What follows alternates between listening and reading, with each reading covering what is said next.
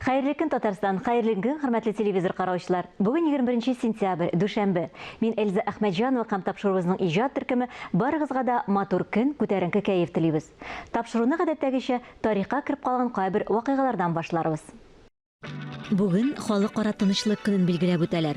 ООН ассамблеясы 21 сентябрьне илләр һәм халыклар арасында тынычлык идеалларын ныгытуга юнәлтелгән көн дип игълан иткән.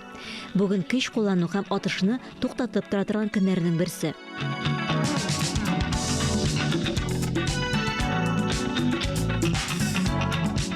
Ел сайын 21 сентябрьдә Альцгеймер авыру турында мәгълүмат тарату көне буларак билгеләп үтәләр. 20 гасыр башында Алаис Альцгеймер исемле психиатр әлеге авыру симптомларын тасвирлый. Шуннан хәтер югалтуның бу төренә Альцгеймер авыру дип кушалар. Әйткәнемчә, бүген халыкара Альцгеймер авыру белән каршы көрәшү көне. Бөтен дөнья сәламәтлек саклау оешмасы белдергәнчә, дөньяда барлыгы 50 миллион кеше деменция, хәтер югалту чире белән авырый, һәм ел сайын бу сан 10 миллионга артып тора. Альцгеймер авыруына карата көрәш республикабызда ничек оештырылган? Авыруның нечкәлекләре нинди? Бу һәм башка сорауларны мин регионара клиник диагностика хастаханәсенең неврология бүлеге мөдире, медицина фәннәре кандидаты Марат Вәлиуллович Сайхуновка юллыйм. Бүген ул студиябызның кунагы. Хәерле көн, Марат әфәнде, исәнмесез? Исәнмесез, хәерле көн. Бәлки сөйләшүебездә хәерле көн безнең тапшыру форматына туры да килми торгандыр. Шулай да проблема бар. Шуңа күрә сезне бүген студияда бик күреп сөйләшергә теләдек. Статистика күз салсак, 2030 елда Альцгеймер авыру белән авыручылар саны 80-нән артык 82 миллион булачак. Бу бөтен дөнья буенча алганда, 2050 елда 152 миллион булачак дип фараз ителә. Менә сез үзегезнең тәҗрибәдән чыгып шуны раслый аласызмы? Чыннан да авыручылар саны артамы бүгенге көндә һәм моның сәбәпләре ни икән? Әлбәттә, шулай дип безнең галимнәр әйтәләр. Бу авыру елдан-ел арта дип. Статистика алсак, менә 65 яшьтән алып өлкәнрәк кешеләрдә карасак, һәр 5 ел сайын 2 мәртәбә авыручылар саны арта. Бу авыру бигрәк тә хас ала өлкән яшьтә безнең кешеләргә. Кешеләрнең яшәү озынлыгы елдан-ел безнең арта. Менә соңгы 10 елда арсак, безнең Россиядә дә почти 10 елга яшәү озынлыгы кешеләрнең уртача артты. Шулай булгач, кеше озаграк яшәгән сайын бу авыруны без ешрак күрербез дип кешеләр миңа калса шушы игъланнардан исәпләп әйтәләр бу саннарны. Сезнең үзәктә, минем белүемчә, хәтер кабинеты эшләп килә. Шулай бит. Сораулары булганнар анда мөрәҗәгать итә алалармы? Бар кешедәме? Әлбәттә, инде менә 8 еллар тирәсидер. Ялгышмасам, бу хәтер кабинеты безнең эшләп килә. Анда безнең 2 табиб эшли, неврологлар, 2 сменда. Һәрбер теләге булган кешеләрне алар кабул итәләр. Телефоннан язып та шалтыратып язылырга мөмкин приемга. Бу эш безнең бүгенге көндә дәвам итә. Кабул итеп бушлай? Түләпме? Кабул итеп бар бушлай да, бар түләү дә, кеше ничек тели, шул форматта килә. Хәтер югалтуның берничә авыру бар. Менә табиблар диагноз куйганда нинди авырлыклар кичерәләр? Бигрәк тә менә беренче бу авыру башланган вакытта, бу авыру бик диагноз куярга җиңел түгел. Чөнки хәтер югалту физиологик күренеш дип әйтергә кирәк. Кешеләргә бу хасый бер, мәсәлән, 18 яшь белән 60 яшьтә кешене чартсаң, әлбәттә безнең хәтер кими 18 яшьтә кебек булмый 60 яшьтә дә. Ну, менә бер галим бу очракта булай дип әйтә. Мисал китерә, әгәр сез ачкычны куйганны ансагыз, әле бу Альцгеймер авыруы түгел. Әгәр ачкычны кулга алып, аның белән нишле икәнен белмәсәгез, менә бу вакытта инде уйланырга кирәк, бу авыру түгел микән дип. Шулай булгач, беренче признакларның әлбәттә хәтере югала. Аннан соң кешенең кызыксыну сәләтләре кими башлый. Кеше тора-бара инде үзенең якыннарын, дусларын да танымый башлый. Якыннары кай вакыт чаң сугарга тиешләр? Кай вакыт табибка мөрәҗәгать итәргә кирәк? Менә хәтер кешенең әгәр бигрәк тә прогрессив рәвештә кешенең начарлана икән, бу вакытта инде менә олы яшьтә бигрәк тә 65 яшьтән узган кешеләрдә беренче чиратта неврологка бар, аны тикшертергә кирәк. Альцгеймер авыру булмаган кешеләрнең олы кешенең хәтере югалса икән, аларга мөмкин әйтергә, менә ул әйберен югалта икән, син менә кичә кая куйган идең, монда бардың, тегендә бардың, шулай исенә төшсәң, аның исенә төшә бу әйберен кая куйган. Үзенә күрә шундый бер тест, шулай үткәрергә мөмкин. Менә авыру булган кеше, Альцгеймер булган кеше, бу анара ничектер теге рушеткина подсказкалар әйтсәң дә, ул беренче исенә төшә алмый бу әйберен кая куйган. Менә бу беренче уже билгесе булып торырга мөмкин. Альцгеймер авыру белән интегүчеләр үзләре миңа калса әллә ни кыенлык кичермиләр, шулай бит. Бигрәк тә авырлыгы монда инде якыннарына, туганнары үстенә ята.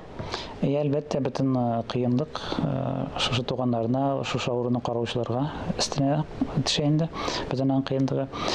Шуңа күрә мин әйтәсем килә, менә авырулар андай бар икән семьяда. Аларны берничә тә кире какмаска кирәк. Әгәр алар нинди эшләргә хәлләреннән килә, соңгы вакытка кадәр эшләтергә кирәк. Чөнки алар эшли шушы авыруның үсеш тизлеген киметәләр. Бигрәк тә менә аларга төрле мәсәлән шигырьләр өйрәнергә, төрле җырлар өйрәнергә, алар белән бергә фотография, альбомнар карап, шул яшь чакларны искә төшереп, аларның менә бу югалган төрле нейроннар белән бер-берсе арасында нейроннар связьлары барлыкка килә жаңадан мөмкин. Узаккарак эшләргә мөмкин. Инде профилактика турында сүз алып барсак, саклану чаралары. Беренче чиратта әлбәттә физик активлык булырга кирәк һәрбер кешедә, ул яшьме, картмы, менә урамда йөрү дә безнең 10%-ка кан җырешын баш миендә яхшылата. Әгәр инде 20 кеше һәр көнне физиотерапия ясый икән, бу тагында баш миендә кан җырешын яхшылата. Шулай да кирәк кеше башын гомер буе эшләтеп тора тиеш. Ул менә спортсменнар мышцаларын постоянно бит формада тоталар. Шулай ук баш миедә безнең биология, безнең организм биология законнарына туры килә торган баш миедә һаман нагрузка булырга тиеш. Менә минем практикада шундый авырулар бар. Ирләре гомер буе инженер булып эшләр, пенсия чыккач, хатыннары инде гомер буе эшләдең, бигрәк тә инсульт кичкәнә кичсәләр, менә инсультка барып җиттең инде, все бөтен интернетны сүндереп, журналларны алып куеп, шундый кеше яхшылык ясыйм дип, алар бер ел эчендә менә шушы хәтерләре начарланып, авыруга әйләнгән шундый ниләр бар минем үземнең личный практикада. Инсульт дип әйтеп киттегез, инсульт шулай ук хәтер начарлыгына китерә бит инде. Әлбәттә, инсульт начарлыгына китерә хәтерне, но подходлар теге нидә дәвалау бераз ысуллары бераз аерыла инде, но гомуми принцип араларының икесендә бер төрлерәк дип әйтергә кирәк. Беләсезме, менә бер нәрсә укыган идем мин. Бер ханым шушы Альцгеймер авыру белән авыручы әнисе карап тора һәм булай дип язган. Билгеле, әнием мине кем икәнемне танымый, белми, ләкин мин бит аның кем икәнен онытмадым дип. Шуңа да менә шушындый авыруларга карата без дә мәрхәмәтлерәк булсак иде дигән теләктә сезнең белән саубуллашасым килә. Әлбәттә. Зиһеннәребез чуалмасын, хәтеребез әйбәт булсын. Бик зур рәхмәт сезгә бүген безнең белән килеп көнегезне башлаганыгыз өчен. Сау булыгыз. Сорауларга студиябыз кунагы регионара клиник диагностика хастаханәсенең неврология бүлеге мөдире, медицина фәннәре кандидаты Марат Валиулович Сайхунов җавап бирде. Тапшыруыбызны беләсем килгән иде рубрикасы белән дәвам итәбез. Сүз танылган юрист, адвокат Зөбәйдә Яхинага. Аның киңәшләре барыбыз өчен дә файдалы булыр дип уйлыйм.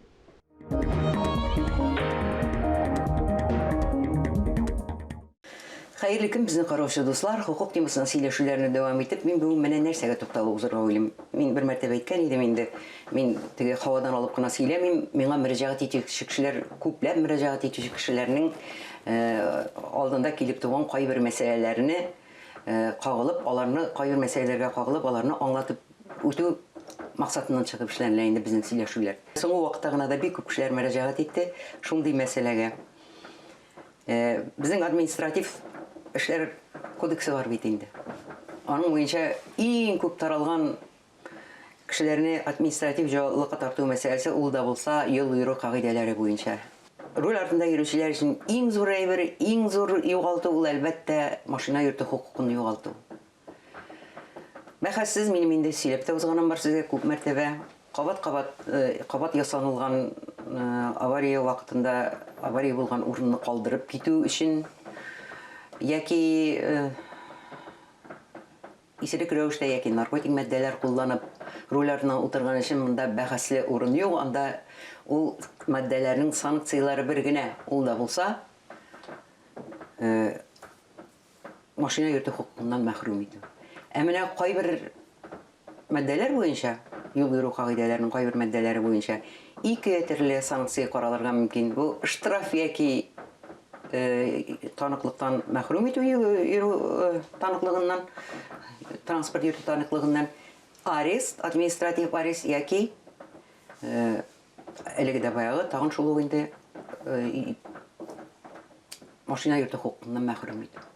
Әлбәттә берәүнең дә машина йөртү хукукыннан мәхрүм буласы килми.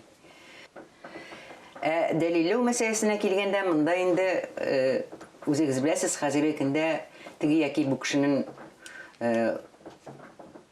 тупас рәвештә машина йөртү кагыйдәләрен бозуны дәлилләү бик җиңеләйде. Чөнки техник чаралар бар, чөнки регистраторлар бар. Хәтта күп очракта шаһидлар да кирәк түгел. Аннан соң хәтта әгәр дә бәхәсле очрак булган очракта да бәхәсле икән бу кешенең гаебе бармы юкмы дигәндә күп кеше килеп эләккәннән соң игътибар итми. Административ закон бозу протоколын беркетмәсен дигән вакытта аның нинди дә булса сезнең замечанияларыгыз бармы дигән өлеше бар. Анда бер кайчанда нәрсә булса язып куйган кешене күргәнем юк минем. Менә миңа килүчеләр арасында. Кулны куялар алар, нет диләр. Хәтта гаебен таным итә куялар. Аннан соң протоколга кул куеп, эшләр узганнан соң, ой мин анда алай гаеп түгелим, мин гаепле түгелим дип белгечләр, юристлар, адвокатлар янына йөри башлыйлар. Мин нәрсә әйтер идем бу очракта?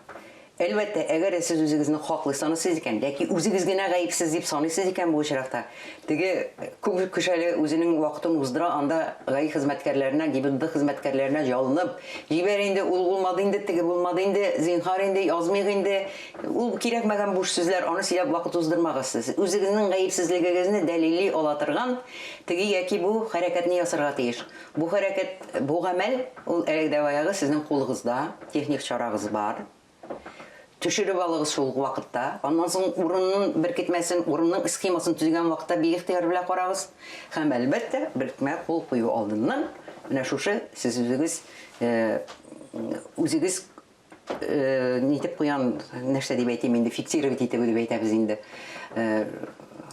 Төшереп алган үзегезнең чараларыгызга үзегез дәлилли алган нәрсәләрне язып, тезеп язып куегыз. Инде суд каршына басканнан соң, суд каршында барырга туры килсә яки комиссия каршына басканнан соң, сез аны бик ансат кына дәлилли аласыз. Димәк, күреп узганыбызча, юл йөрү кагыйдәләрен бозу әлбәттә җитди административ закон бозу дип санала. Һәм анда үзегезнең язмышыгызга теге яки бу кирәкмәгән негатив күренешләр, негатив нәтиҗәләр килеп чыкмавын телисез икән, үзегез һәр вакыт ачык булырга тиеш. Һәр вакыт үзегезнең гаепсезлегегезне якларга әзер булырга тиеш. Инде әгәр дә гаепле дип саныйсыз икән үзегезне, җәзасын алырга әзер булырга тиеш булып чыга. Менә миңа килүчеләрнең сорауларыннан чыгып, бүген мин сезгә шуны аңлатырга теләгән идем. Әлегә сау булыгыз.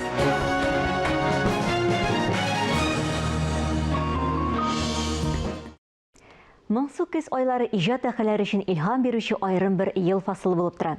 Безнең телевидениедә дә көз айларында төрле артистлар катнашында төшерелгән концертлар саклана.